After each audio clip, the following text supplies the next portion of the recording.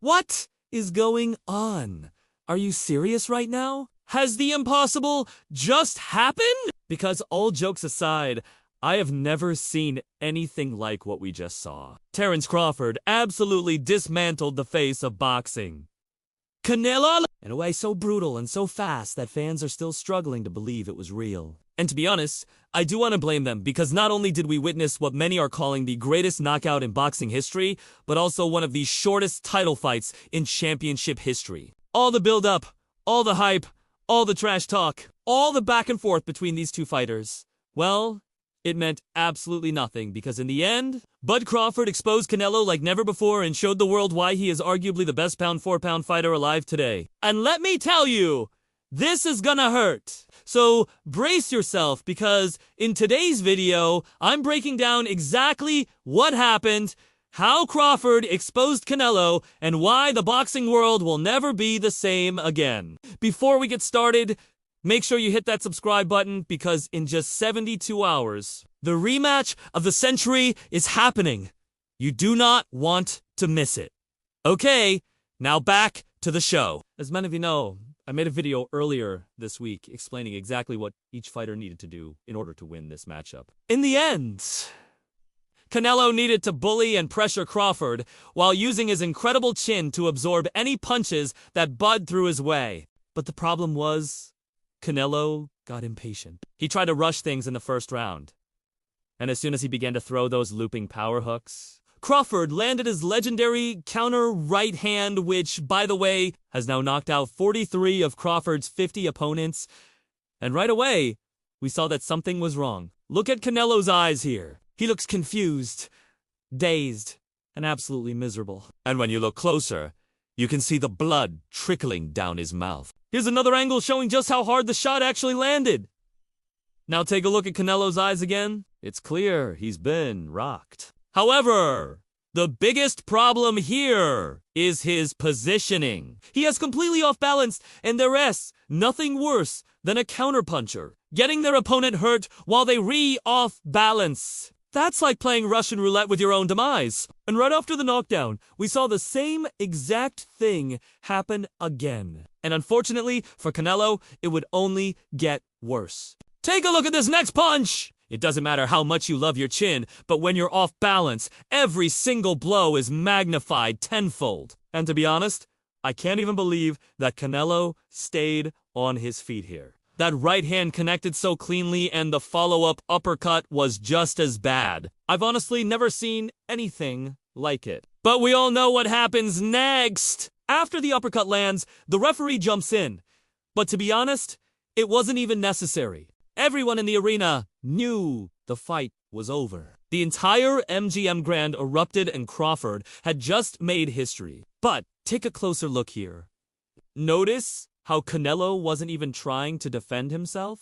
He didn't have the strength or, more importantly, the awareness to throw any punches back. At this point, he was barely even looking at Crawford, which honestly makes me feel really bad for Canelo because Crawford could have easily ended the fight right then and there with a few more punches. But instead, he just stood there taunting and waiting for Canelo to regain his senses, which was probably the hardest thing he had to do in that entire match. Now look at this clip from a different angle and pay close attention to how far off balance Canelo is. And to be honest, the fact that he's able to stay on his feet is borderline miraculous. Then watch Crawford reset and load up on another combo. This time, it's a straight right hand, followed by a left hook. If that left hook had landed clean, I'm almost positive Canelo wouldn't have made it out of the first round. In fact, here's another angle of that same sequence, and you can see Crawford misses the left hook. But here's the thing, Crawford didn't need that left hook because his right hand had already done the job. All he had to do was get close enough and time his punches correctly. And with Canelo being the aggressive fighter,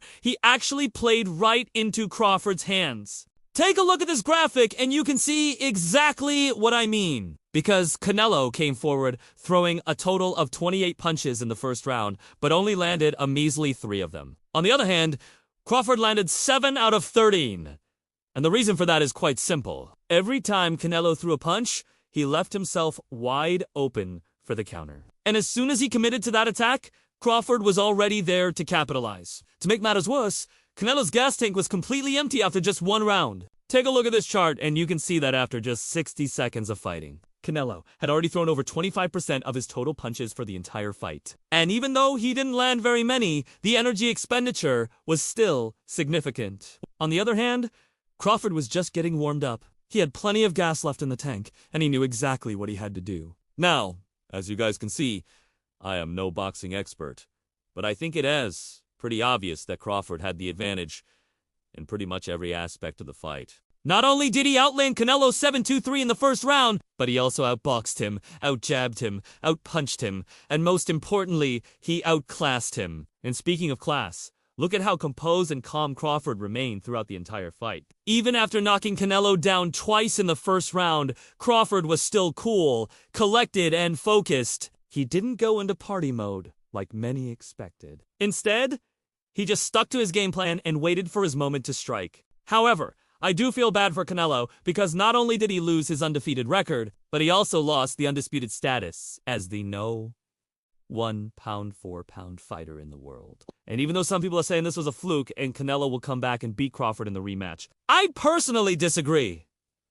Canelo simply made a mistake. He got caught with a lucky punch, and unfortunately for him, it just so happened to be a right hand from Terence Crawford. Look at it this way. If Crawford can land just one counter right hand in the rematch, this fight could end just as fast as it did last night. So now, the question is, what's next for both of these fighters? For Crawford, he could move up to welterweight and become a 3-division champion. Or he could take a break and enjoy being the undisputed king of boxing. As for Canelo, he needs to lick his wounds, regroup, and figure out how he plans on bouncing back from the biggest loss of his career. Now, obviously, he could always opt for the rematch clause and fight Crawford again, but that might not be the best option, especially if he ends up losing again. The good news is Canelo will still be a top-paid boxer in the world regardless of what he decides to do next. In fact, according to Forbes, Canelo is currently the second highest paid athlete in all of Mexico, earning $110 million per year. And yes, that's more than triple what Lionel Messi is making with Paris Saint-Germain. But despite all the money and all the fame, there's one thing Canelo will never forget last night, because deep down, he knows he made a mistake. He trusted his instincts, tried to bully Crawford early, but in the process, he played right into Crawford's strengths. And as the saying goes,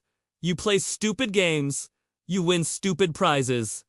Thank you guys so much for watching. I really appreciate it. Also, make sure you check out this video on how Canelo just got exposed. There's a lot of footage and behind-the-scenes details you won't want to miss. Again, thank you guys so much for watching. I really appreciate it. And until next time, stay humble and make sure you smash that like button.